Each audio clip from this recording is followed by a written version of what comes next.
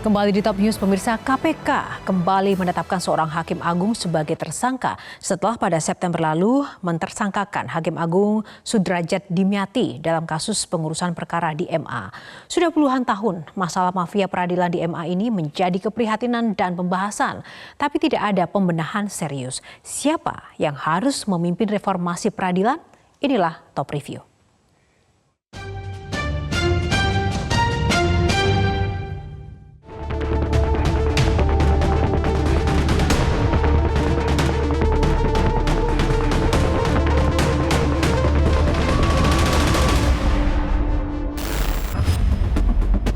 Beginilah suasana gedung Mahkamah Agung di Jalan Medan Merdeka Utara, Jakarta Pusat, dilihat dari luar gedung.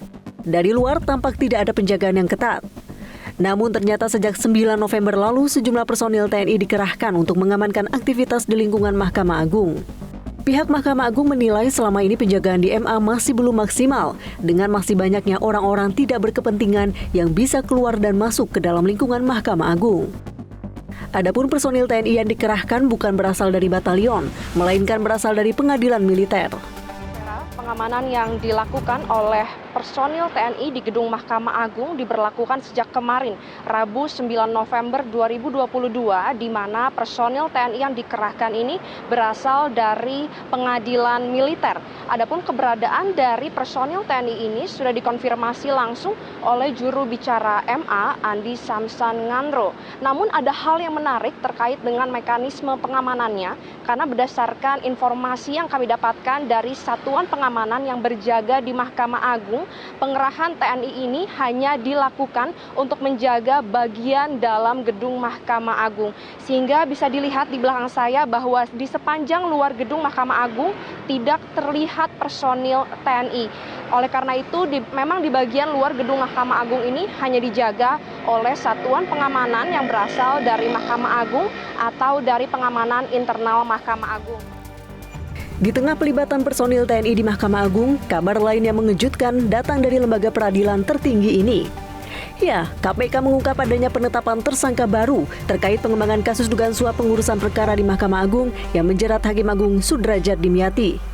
Perkembangan proses penyidikan atas dugaan tindak pidana korupsi berupa suap dalam pengurusan perkara di Mahkamah Agung dengan tersangka SD dan kawan-kawan.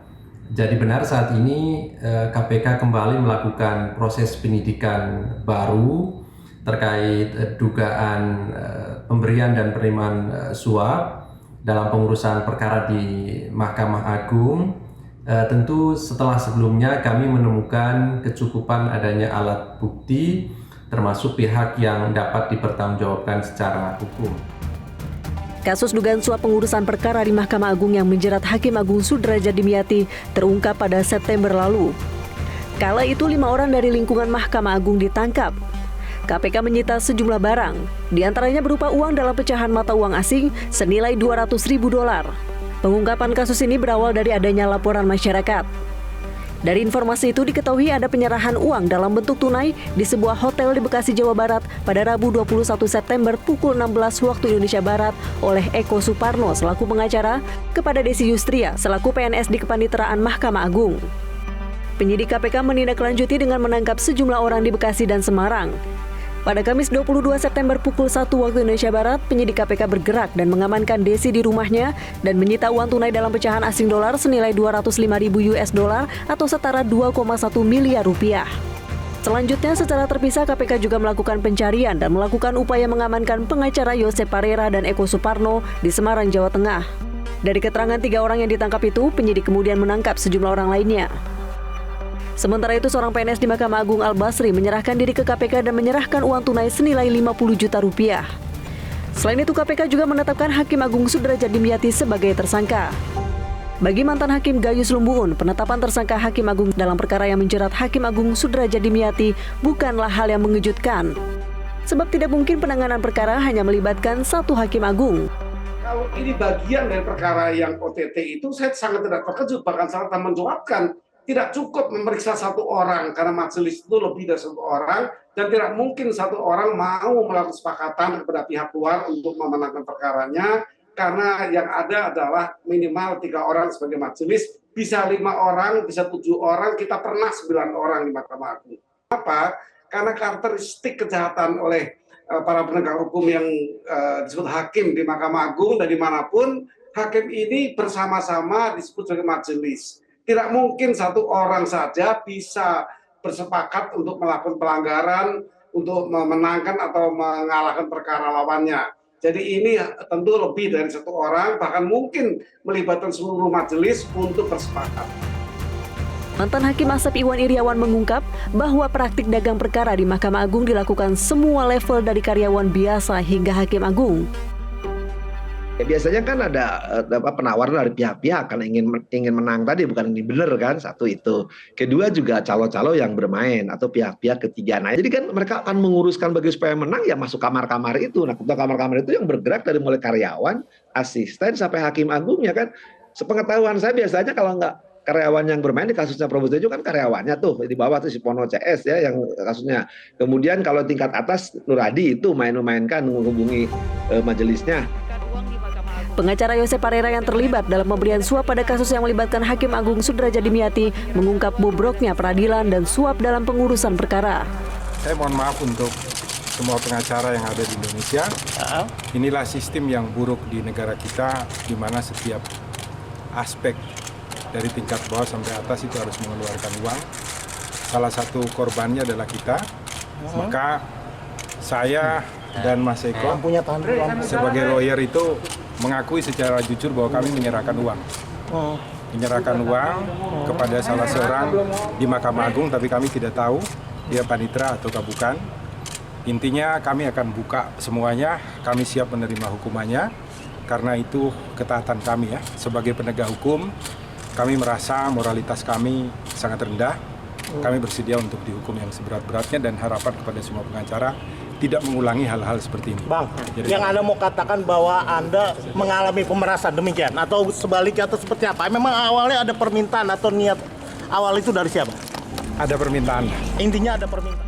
Bobroknya pengadilan di Indonesia juga diungkap mantan Hakim Agung Gayus Lumbuun dengan menyebut bukti ditangkapnya hakim tahun lalu yang jumlahnya 85 orang ditambah 2 hakim agung saat ini. Mulai dari ditangkapnya ketua pengadilan tinggi, ditangkapnya beberapa hakim yang jumlahnya 85 tahun kemarin. Ini laporan dari Komisi Yudisial. Belum tahun ini. Nah, ditambah hakim agung satu lagi hari ini. Ini sudah lengkap sudah dari hakim PN, PT yang 85 itu setahun kemarin. Dan kalau ditambah 1, 2 hakim agung. Ini menunjukkan bahwa sudah carut-marutnya, orang tidak percaya lagi pada peradilan, investor asing akan takut menginvestasi hartanya dengan membuka usaha di Indonesia. Presiden memerintahkan kepada Menko Polhukam untuk melakukan satu bentuk reformasi hukum. Tapi apa jelasnya sebuah reformasi ini? Saya mengarahkan mungkin reformasi peradilan, karena peradilanlah puncak dari keadilan hukum itu diharapkan oleh masyarakat. Ini hal yang sudah saatnya. Hal yang sebagai puncak persoalan, Mahkamah Agung tidak hanya cukup diawasi atau dibina, tetapi dievaluasi. Ini sejak tahun 2015 ketika saya masih aktif sebagai Hakim Agung, sering saya cuatkan. Mestinya dilakukan evaluasi, sehingga yang bagus itu dipertahankan, yang tidak bagus itu diganti dan lain-lain, baru kita punya wajah peradilan di puncak pengadilan Indonesia ini menjadi baru. Kasus ini menegaskan masih bercokolnya mafia hukum dan peradilan di Indonesia. Sejatinya mafia peradilan sudah sejak lama eksis, namun beroperasi secara gelap. Saya ingat betul sekitar 20 tahun yang lalu, waktu saya masih di LBH, kita para advokat berteriak soal keinginan untuk menghapuskan praktek mafia peradilan.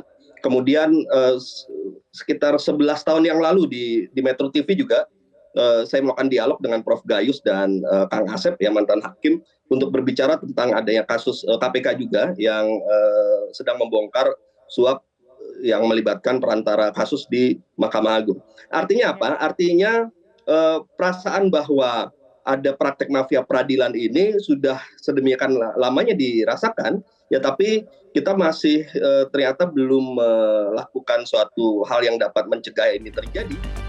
Mafia hukum dan peradilan terbukti ada.